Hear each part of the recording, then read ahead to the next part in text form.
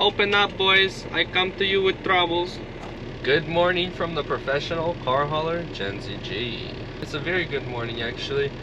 And I'm at the shop on a Wednesday morning at 7 a.m. because Gen ZG is a rookie and Gen ZG doesn't know how to do his job properly. And it's a perfect time to show you guys what we can do to fix it. Here is my rookie mistake.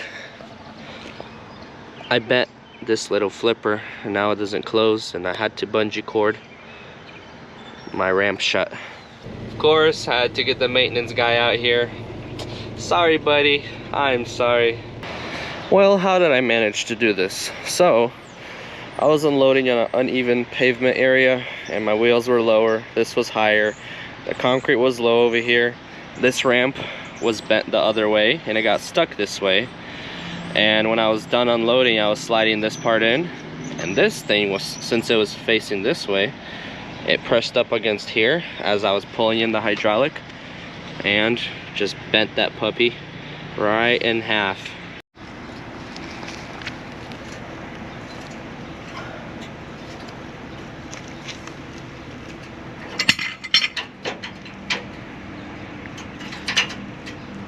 And we had another issue. This truck right here was in the way for me to get out, and this is the only way to get out, and his trailer wouldn't pump up.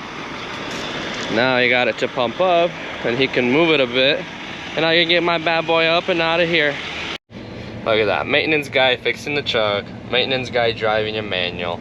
This guy knows how to do just about anything. We got the best maintenance guy out here, by the way. And like I said, within 5 minutes got that thing straightened out. I'm lucky that somebody else has done this before me.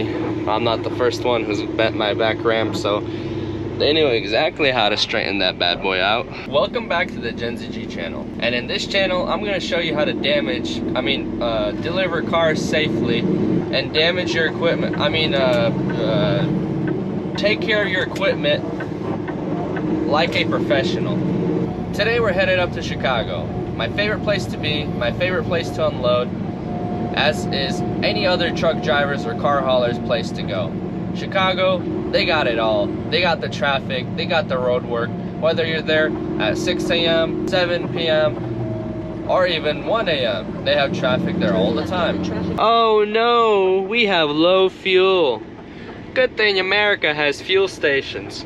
Because if America didn't have fuel stations, then I don't know how we'd get from point A to point B. Boom. Bam. Kenworth, United Road Truck. What do you see wrong with this image? See that car on the number one? It's a Toyota Venza. See that little spoiler? Well, where we load up out of, these cars from Chicago, there's a guy who walks around and he yells at you if you put them on backwards, because he's like, those spoilers fly off and then you're gonna have to pay for a new one. Well, one of the times, first time I ever didn't know that, I already had my whole truck loaded, and he's like pulled up and he's like, hey sir, you're gonna have to reload the whole truck. I'm like, haha, you're funny. I thought he was joking. He's like, no, I wish I was joking, but I'm serious. You cannot haul that Toyota, it's against the rules. I'm like, listen buddy, I've been here for 3 hours. I was training this guy how to load. I'm not gonna unload and load up just to put it forward. I'm not gonna make height. And I had to kind of load where nothing else fits, you know? So I was like, I can't put it on forward. I'm gonna be too tall, and then you won't have a spoiler that flies off. You're gonna have a roof that's messed up and damaged. So anyways, you cannot put those Toyota Venzas on backwards. There's a guy who supervises the lot, and if he sees you do it, that's his brightest moment of the day. He wants somebody to do it because he loves to run up and be like, hey, you cannot do that. My buddy next to me was loading up, also didn't know. He put it on, and before he even got out of the door, this dude was like jogging towards him. He's like, you cannot do that. Don't put that car backwards. And he's like, why not? And so he's like, don't talk back to me. Anyways, don't put the Toyota Venzas on backwards, because apparently the back spoiler flies off, which I don't see an issue with that because I delivered it. I drove off of the lot. He took pictures of me, took pictures of my company, and he's like, oh, you can't do that. So that was my first time ever doing that, and I was already loaded. I had no idea that I couldn't do that. So the next couple times that I was there, I actually loaded it on in a different way because I knew that they're not allowed to go on backwards. So I mean, If you don't know, then I mean, they didn't tell you in time and you're already loaded up, sorry, but 4 to 5 hours to unload and load back up just to switch of positions. I was like, hey, I'll pay for the damage. I'll rather pay for the damage than lose another couple hours here just flipping that car around. So don't put them Toyota Venzas on backwards. But yeah, I have no idea how United Road themselves let a Venza leave the lot backwards on the #1 position, yet, you know, they're chasing everybody else saying you can't do that. Loves. Oh boy, am I happy that we got this ramp flipper fixed. As soon as that happened, I'm like, oh boy, my heart sank, because the only way to fix one of those and get it out of there and replace it with another one is grinding it out of there. It's welded in there. I try not to drink any more sugar, and instead of having sugary drinks or snacks, I'll just have some natural sugar from watermelon, from pineapple. I love eating fruit as I go down the road. Sometimes you'll get lucky and you'll get a very, very good and juicy one. Sometimes it's like very plain, very dry, really crunchy. So we'll see how these are. Illinois, Chicago. Look at where we're at. We've made it. Look at us, fully loaded. 2 cars are coming off here. A little story about this dealership right here. Last 2 times that I've been here around like 7 p.m.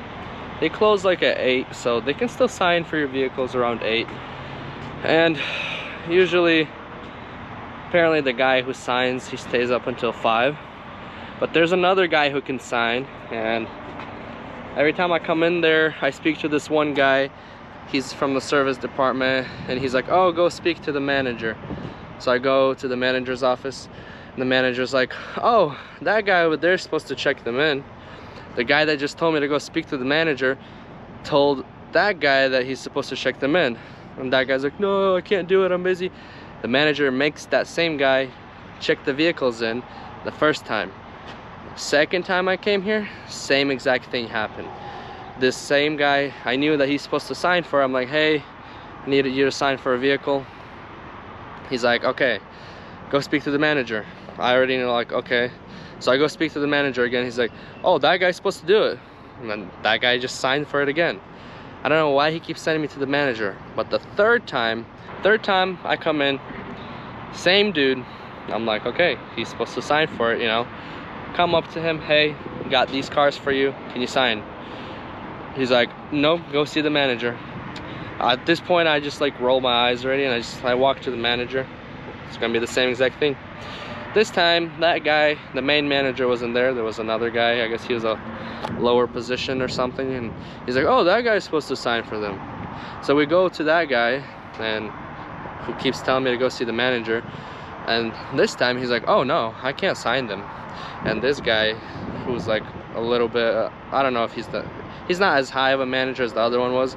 This time, this guy's just like, okay, yeah, this guy can't sign for them. You can just give me the keys. We're gonna do a STI drop, which means after hour drop. I'm like, okay, sounds good. So I do not know what the deal with this guy is and why he keeps sending me off to the manager.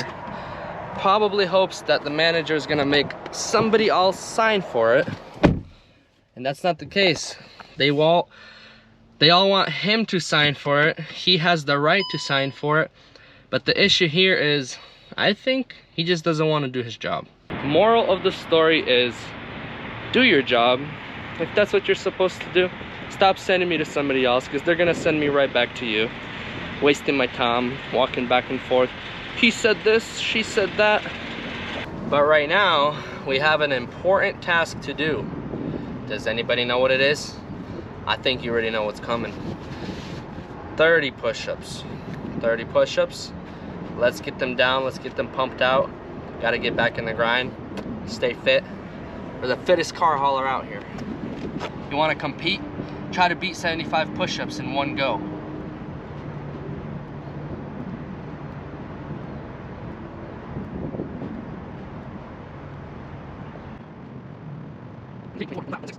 $30. And just like that, that's how you get it done. Let's be a little controversial here.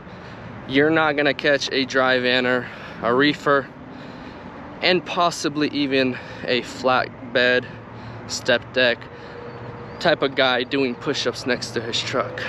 I've seen a lot of car haulers do push-ups. Something different about car haulers, different breed of people, more motivated, more driven. Oh yeah. Hold on, let me shut my doors back here. Oh, forgot, I don't have doors. I gotta unstrap the cars, I gotta strap them. Gotta walk over here without falling, practice my balance skills. And then let's get in here, start her up. Next mission to accomplish. Brand new car, tight trailer. Let's make it off without scratching anything.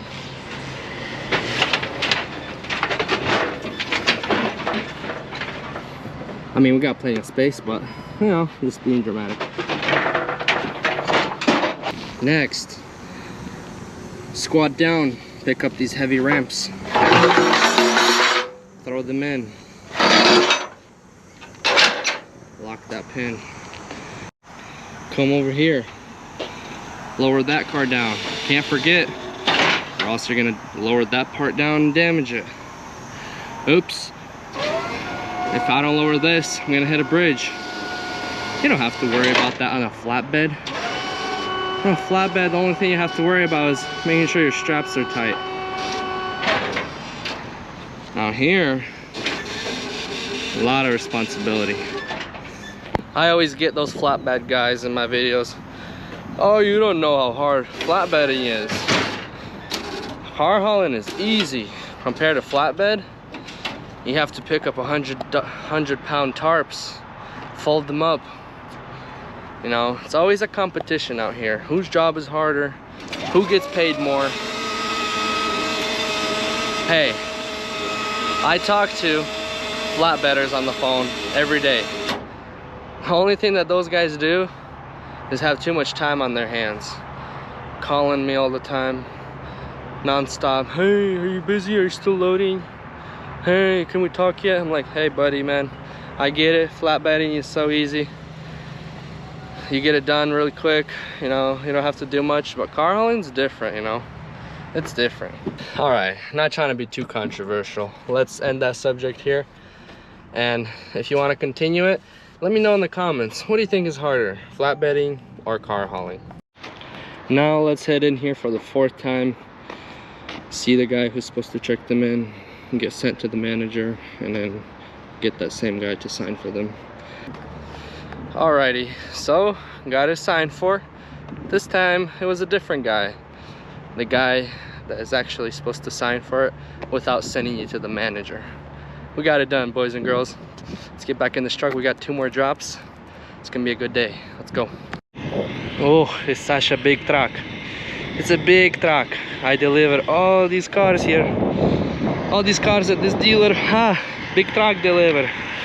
I delivered them. Guys, I like to talk in accent sometimes, even though I don't need to talk in an accent. What we got? It's 4:41. Beautiful time to be in Chicago. About to be rush hour, or let's say it already is rush hour. We gotta go all the way up to that green light over there, and there's a half a mile of traffic. Guess where we're at? Second drop. I spot my truck over there behind those trees, and totally forgot to take off my McDonald's headset.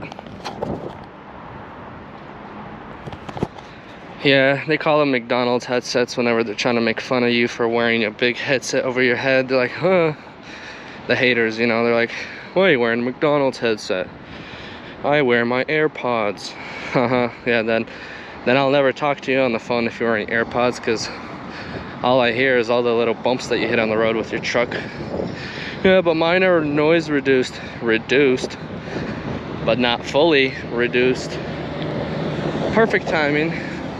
We can cross the road safely. And we got 1 more to take off. As you can see here, parked in the middle of the road. One on top's coming down, and that's the last one here at this drop. So these ID4s, they have an instruction manual on how to use this lever, because This is a different lever than most cars actually have. Like the Tesla, they're already over here. Most cars have them here. Sometimes already buttons over here. But this one, it's like this. Kind of like my Peterbilt actually. So like, I see that all the car brands are trying to get some of these to have the lever right here because it's so easy. Where you just go boom, boom, put it in park right here instead of having to reach over here, you know, and play around over here. So pretty neat. It's like, oh, make sure that it's not in auto park. Make sure they actually press park before you leave the car. So it's the last car we're taking off here. About to drive off the trailer, turn on my 4-ways.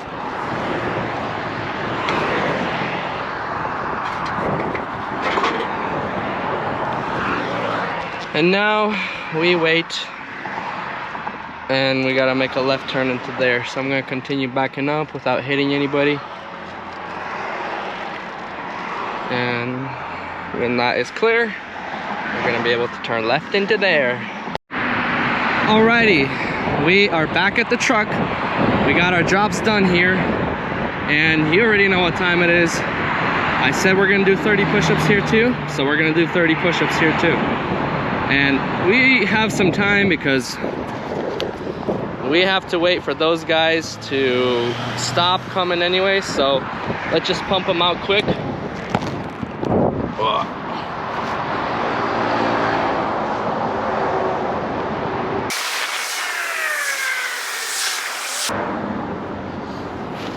And that was 30. Yeah, I'm not shy to do push-ups on the side of the road. Look at that, we killed some time and we can safely cross the road. So 30 push-ups helped. We're not wasting time, and we got stronger doing it. Got our trailer set up, closed up. Now, safely walk back to the door. Hop on in, and we have 4 cars going to the last stop. It's busy as anything out here. How am I ever gonna make this left turn into John's Drive? There's no way that I'm gonna be able to clear all these cars, make a left turn into here. Oh, there we go. Never say never. Yes, we got this. Just don't drive up far, lady. There you go. Check it out, we made it, guys. This place has a gate right there. Luckily, I called my buddy. He had the gate code. He told me it. I entered here, and this lot is huge. I just went around the back, looped around, parked over here, started unloading over here already. So we're gonna be done here quick.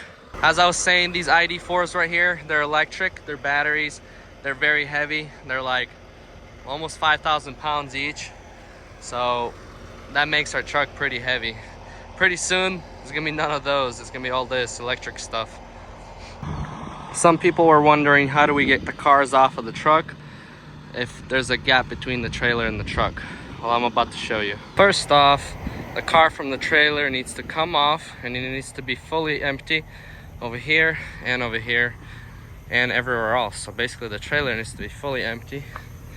Then we come to the levers and we slide that part of the trailer to the truck.